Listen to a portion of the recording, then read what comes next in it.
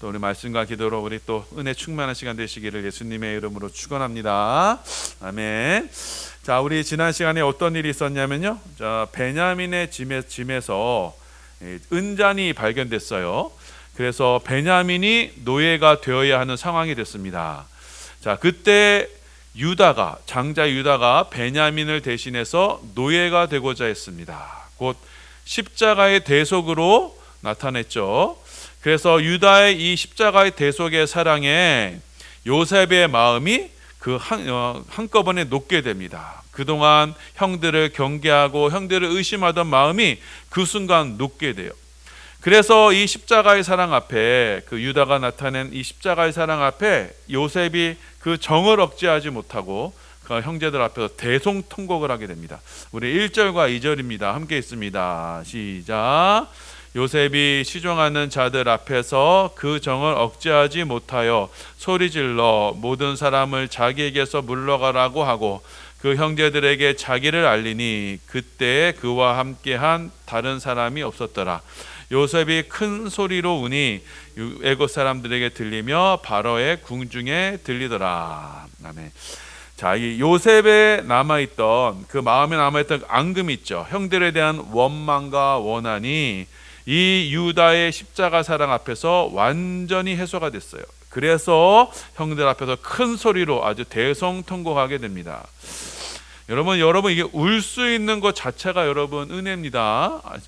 자, 제가 예전에 그 다큐멘터리를 하나 본 적이 있어요. 그 다큐멘터리가 뭐냐면 그 부모에게 버림받은 자녀들, 그 자녀들이 이제 생활하는 것을 이제 찍었거든요.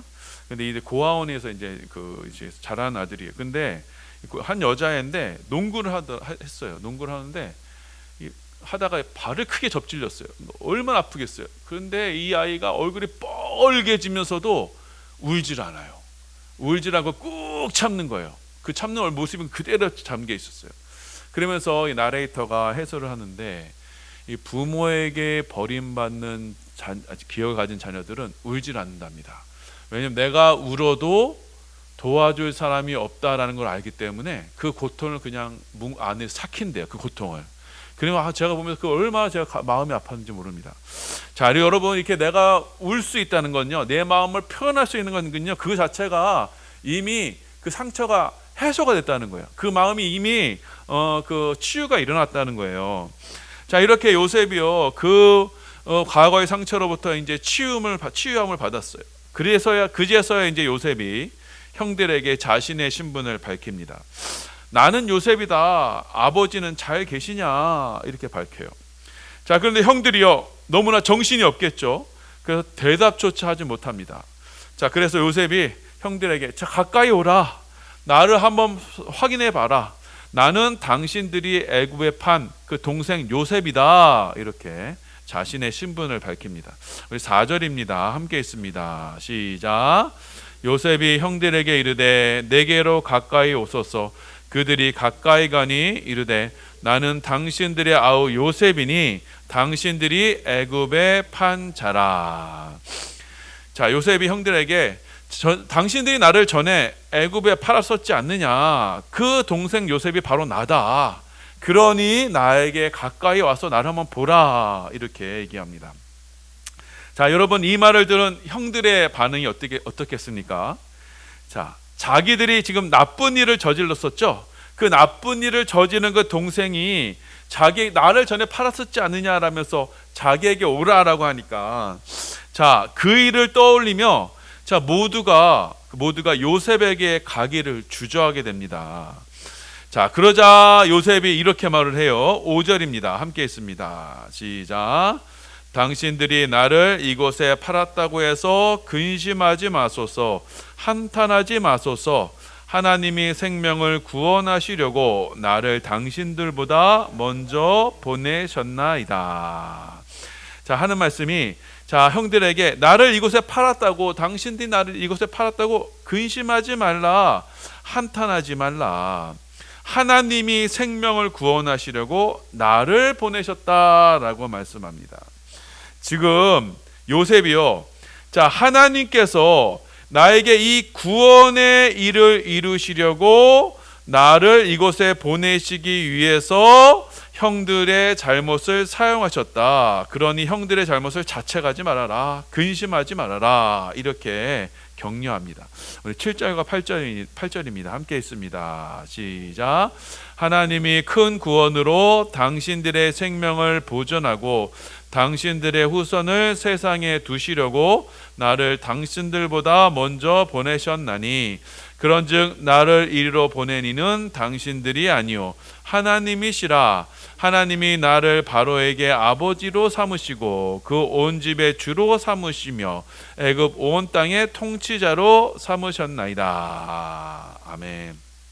7절 8절 다시 보세요. 하나님이 큰 구원으로 당신들의 생명을 보존하시려고 당신들의 후손을 세상에 두시려고 나를 당신 이곳에 보내셨는데, 그래서 나를 애굽으로 보낸 이는 당신들이 아니다. 당신들이 비록 노예로 나를 팔아버렸지만 그걸 보낸 이는 누구다? 하나님이시다. 그리고 이렇게 말씀합니다. 자, 이렇게 요셉은요 자신의 지난날의 아픔과 상처를 누구 안에서? 하나님의 섭리 안에서 해석할 수 있게 되는 거예요.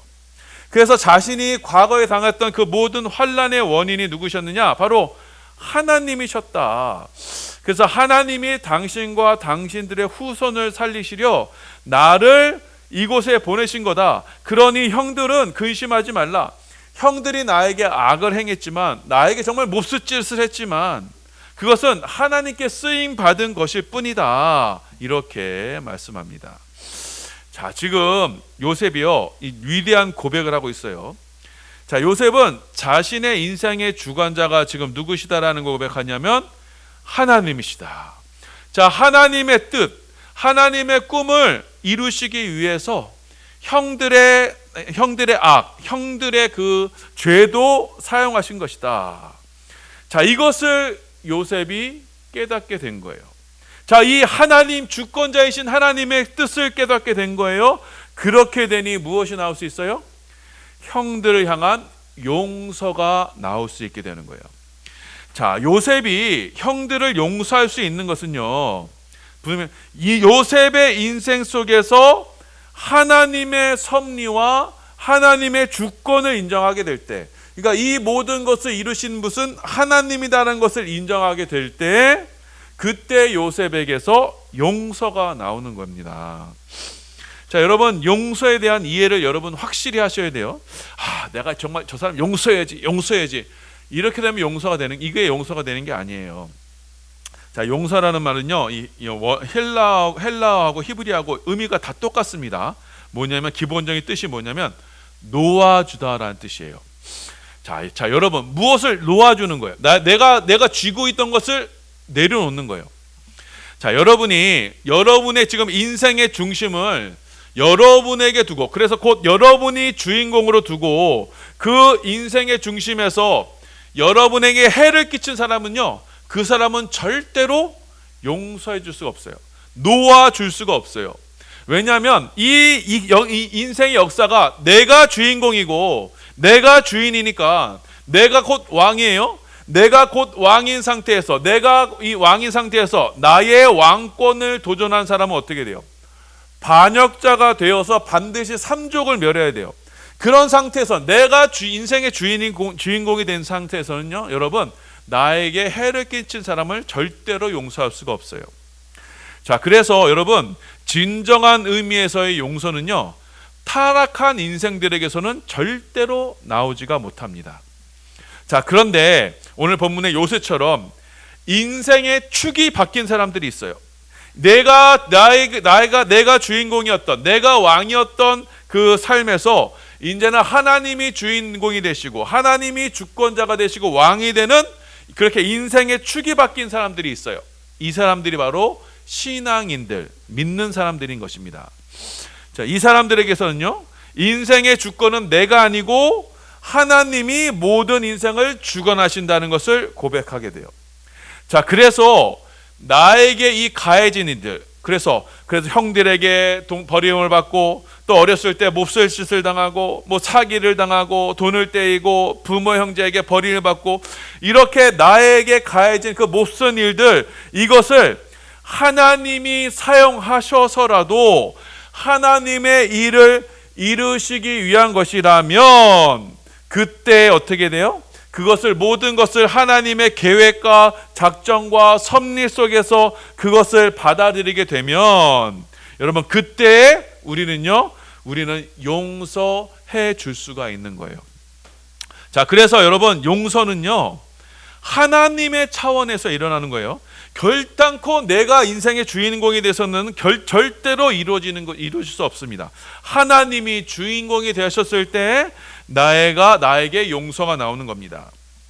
자, 여러분 이거 한번 생각해 보세요. 어떤 영화를 찍고 있어요. 그래서 아주 전쟁 씬을 찍고 있습니다. 자, 주인공이 막 멋지게 나와서 막 기관총을 쏘고 막 전진하면서 막 승리하는 장면이요. 그런데 그 옆에 이제 엑스트라가 있어야 돼요. 그 옆에 엑스트라가 있어요. 근데 여러분이 엑스트라가 아마 152번이야. 그래서 막 폭탄이 막 터지고 막 타는데 주인공이 막 나가서 싸우는데 옆에서 그 전우들이 픽픽 쓰러지는 모습이 있어야 돼요. 근데 내가 총을 맞고 쓰러지는 역할, 그것이 나에게 주어진 역할이야. 그러면 152번의 그 엑스트라는 딱 총을 맞고 주인공은 막 나가지만 나는 딱 맞고 쓰러지는 것. 그래서 감독이 컷 하면 어떻게 돼요? 그때 이 엑스트라도 일어나서 박수를 치는 것. 이것이 바로 신앙인이 가진 인생관이에요. 그런데 요즘은 여러분 내가 주인공이 된 거는요. 이 영화에서 내가 주인공이 돼야 돼. 주인공은 어떻게 돼요? 죽으면 돼야 안 돼요? 주인공은 죽으면 안 돼. 그러면서 딱 내가 맞았어. 내가 왜 죽어야 돼? 그 엑스트라가 152번이 막 총 맞고 내가 왜 죽어야 돼? 난 죽으면 안 돼. 라면서 막 펄펄 살아있으면요. 영화가 안 되잖아요. 마찬가지로요. 하나님이 주인공이 되신 이 인생관을 체험한 사람, 그것을 깨달은 사람들은 내가 무명의 엑스트라로 152번에 정말 아무런 이름도 없이 빛도 없이 그냥 쓰러져는 그 역할을 감당하더라도 야, 이것이 하나님이 주인공이 되시고 하나님이 이끄시는 작품이구나라면은 여러분 감독이 컷할 때 같이 기뻐하고 같이 환호할 수 있는 겁니다. 이것이 그래서 여러분 우리 인생에 내가 주인공이 아닌 이제 하나님이 주인공이 되시는 그 역사의 드라마 속에서는요, 이제는 내가 나에게 총을 쏜 사람도 용서할 수 있게 되는 거예요. 내가 이 자리에 죽는 게 나의 역할이라면 나도 이제 그걸 용서할 수 있게 되는 거예요. 자, 이 용서가 나타나는 곳이, 이 용서가 이 땅에서 가장 잘 나타나는 곳이 어디냐? 바로 십자가예요. 자, 십자가는요 인간의 패역함의 극치예요. 인간이 하나님의 아들을 십자가에 매다는 곳이에요. 곧 인간이 하나님을 죽인 곳이 바로 십자가예요. 자, 이 십자가에서 하나님의 용서가 나와요. 왜냐? 바로 이 십자가에서 인생의 축이 바뀝니다. 십자가에서 내가 주인 되었던 삶, 그래서 나라는 주인을 가지고 살았던 그 아담이 이 십자가에서 예수 그리스도와 함께 죽는 거예요. 그럼으로써 이제는 하나님이 주인공이 되시는 새 피조물로서의 삶을 살아가게 돼요. 그래서 새 피조물로서의 삶을 사는 사람에게는요, 드디어 우리 가운데 무엇이 나타나느냐? 용서가 나타날 수 있는 겁니다.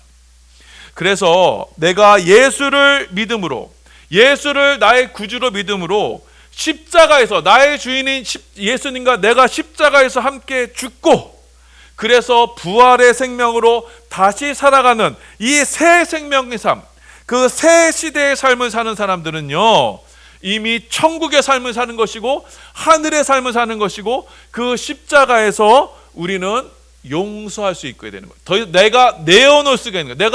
내가 내 것을 쥐고 있는 것을 내려놓을 수가 있게 되는 겁니다. 자, 그래서 여러분, 저와 여러분의 인생과 인생의 이해와 용서는요, 모두 십자가에서 나타날 수가 있는 거예요. 십자가에서만 답이 있는 거예요. 그래서 여러분, 우리 신앙은요, 이 신앙은, 저와 여러분의 신앙은 자리 싸움입니다. 자리 싸움. 여러분 자신을 지금 어디서 발견하는가에 대한 그 자리 싸움이에요. 십자가에서 여러분 자신을 발견하는가 아닌가에 따라 달린 거예요.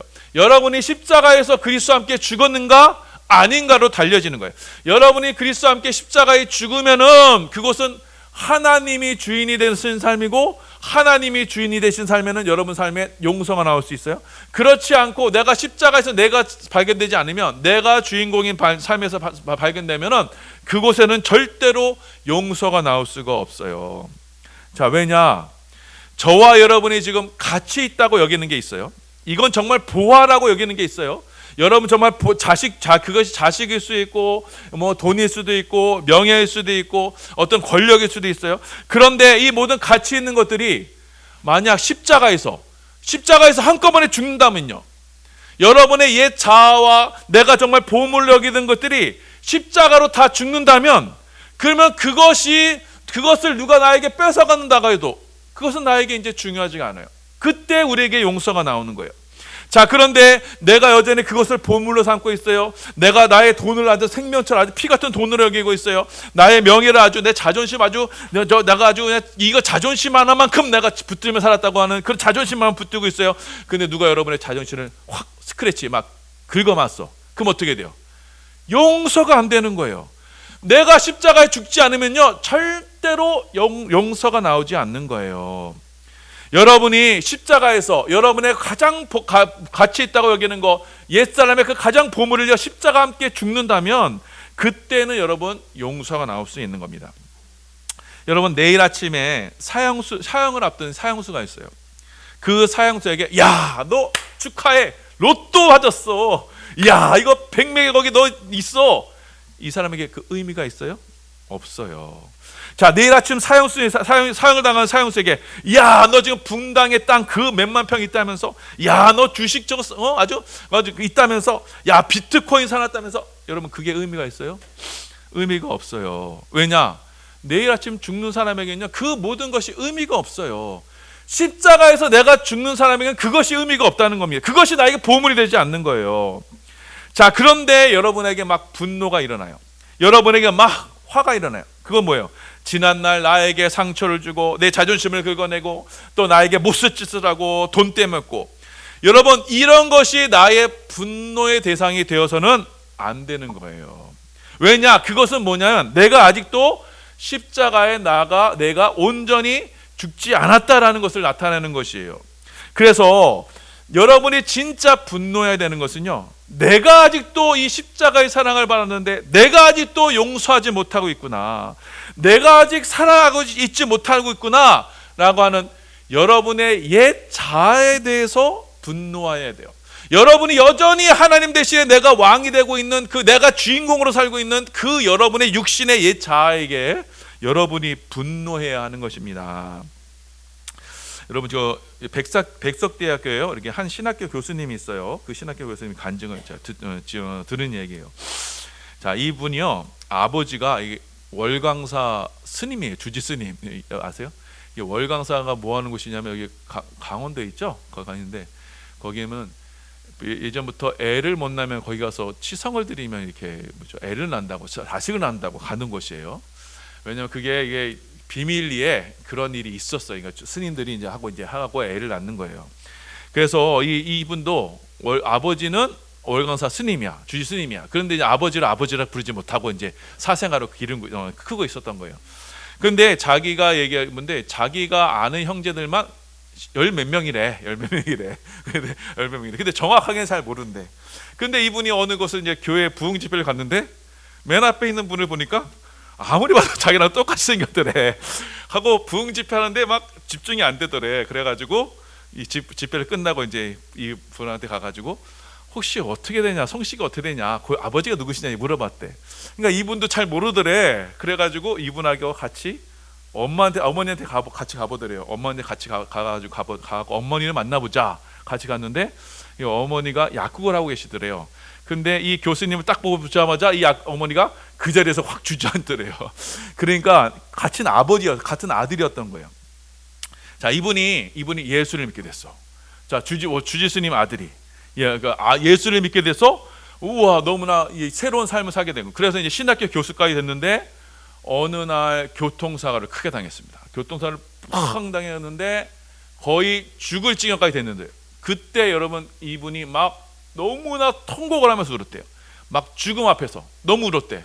그래서 이때 우는 것은 자기가 예수를 처음 믿었을 때 우는 거하고 비교할 수 없을 정도로 울었대. 왜 울었냐 그랬더니 내가 살면서 예수를 믿는다고 살면서 용서하지 못했던 거, 사랑하지 못했던 거, 이거 주님 앞에 가려고 그러는데 그것을 하지 못했던 것에 대한 후회가 그렇게 밀려오면서 막 울게 되더란 겁니다. 자, 마찬가지입니다. 여러분 우리가 천국에 가는 사람이고 이제는 예수와 함께 십자가에서 옛사람이 죽은 사람인데 여전히 분노하고 원망이 있고 용서하지 못하고 있는 건 뭐예요? 여러분이 아직도 옛사람을 붙들고 있다는 거예요. 십자가에 아직 죽지 않고 있다는 거예요. 자, 그러니 여러분의 인생에 하나님의 섭리를 인정하는 축복의 성도들 다 되시길 바랍니다. 여러분에게 가해진 그 악함, 그 고난은요, 누가 주신 거예요?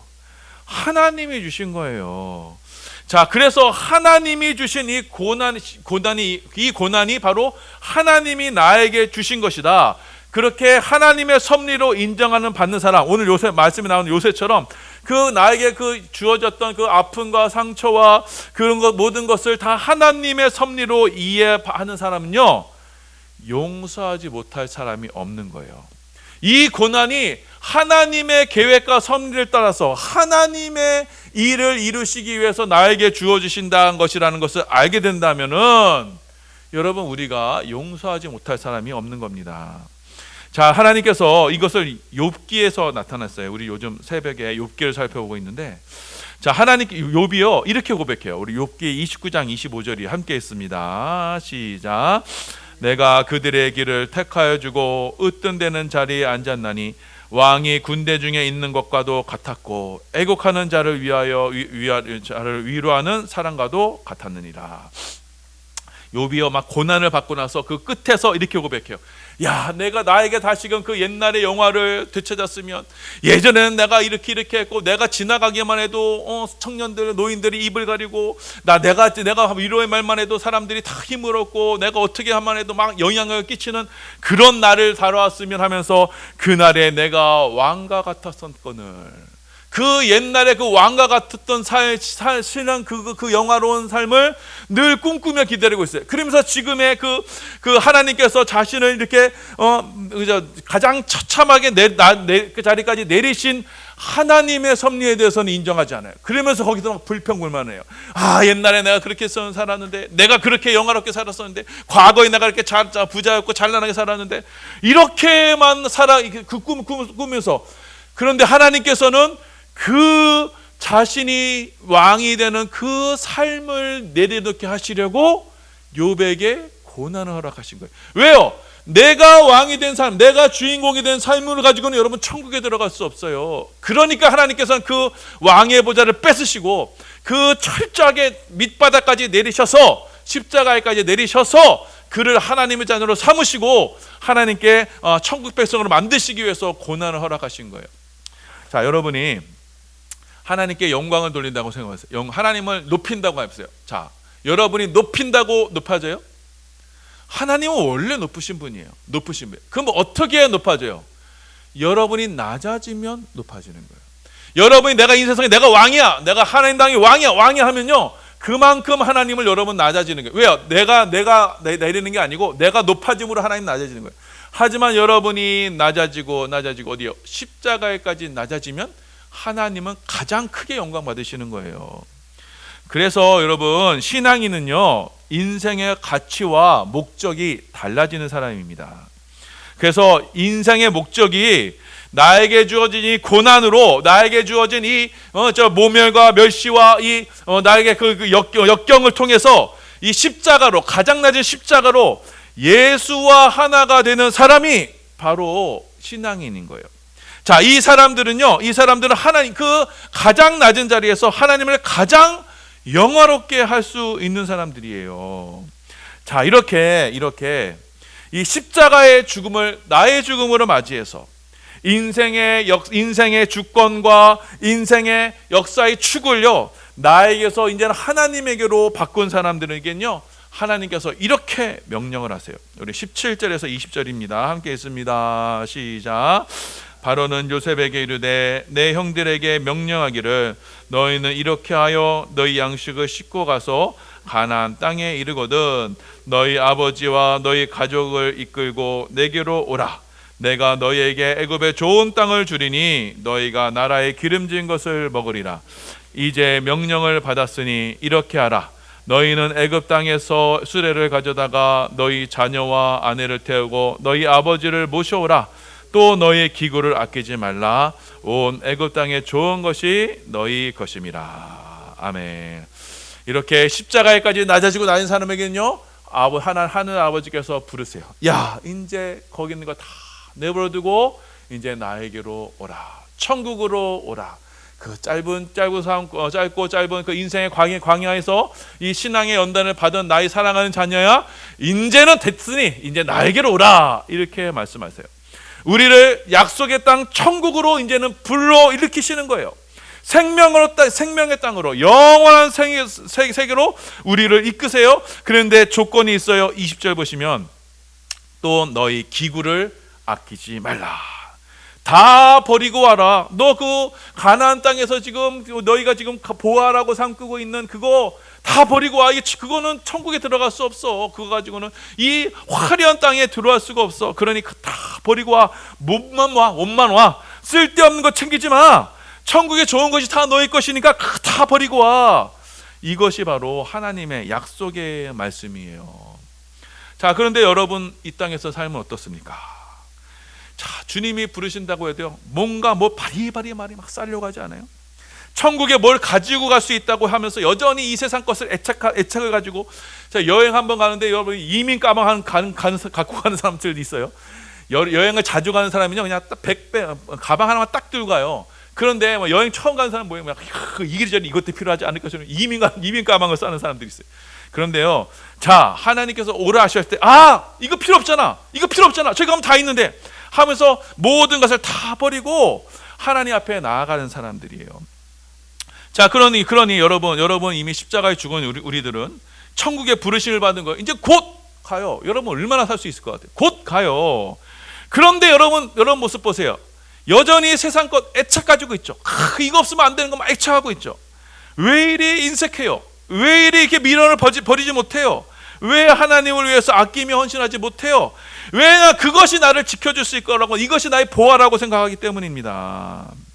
그런데 하나님께서는 여러분에게 말씀하세요. 그거 아끼지 마라. 아낀다고 되는 것이 아니다.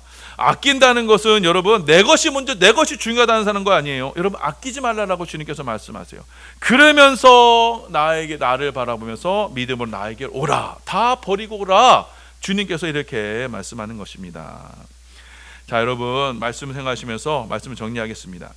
자, 여러분 고난과 하나님의 선물, 여러분 많은 고난과 아픔과 슬픔과 상처가 있었을 것입니다.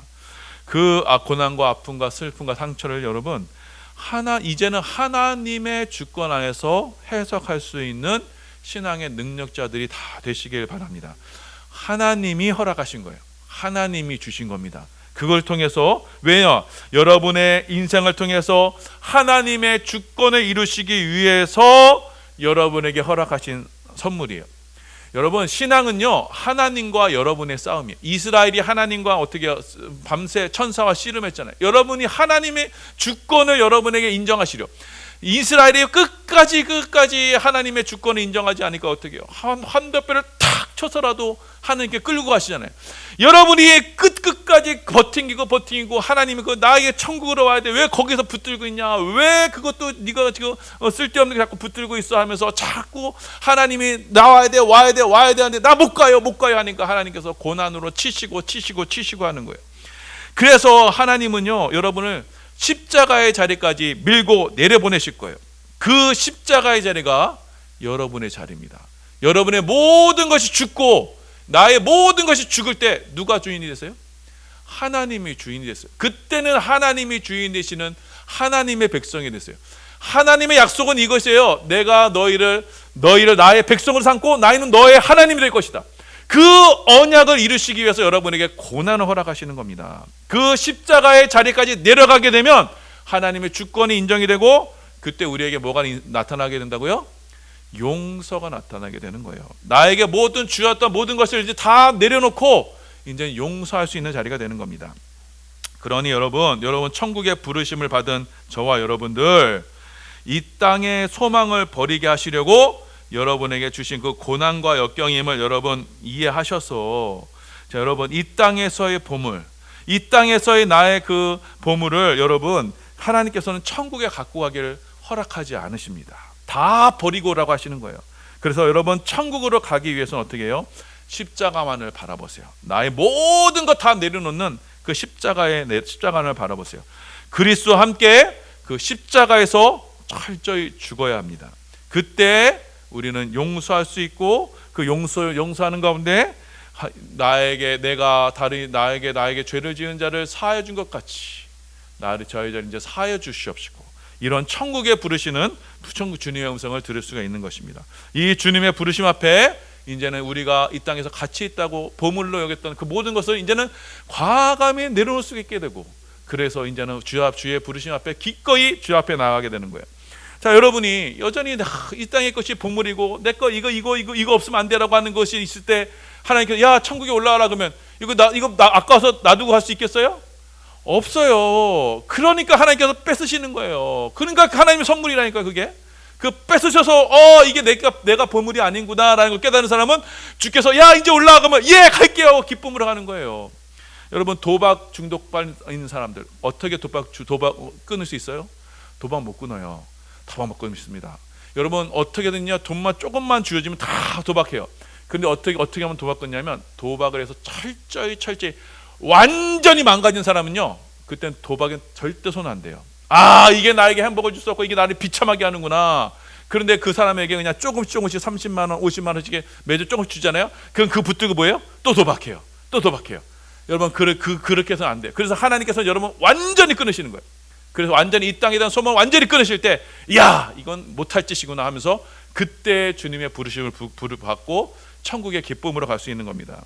그래서 여러분이 천국에 대한 소망이 여러분의 실제가 되길 바랍니다.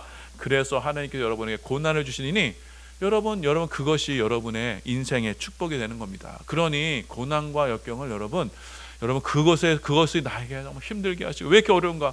아니에요. 하나님께서 여러분을 사랑하셔서 여러분에게 야 빨리 와라 할 때 내 기꺼이 달려갈 수 있도록 여러분에게 해주시는 모든 섭리심을 믿으시고, 이 하나님의 주권을 인정하신 저와 여러분은 이제는 이 세상의 것 다 십자가에 내려놓고 십자가만을 바라보며 믿음을 살아가는 축복의 성도들 다 되시기를 예수님의 이름으로 축원합니다. 아멘. 함께 기도하시겠습니다.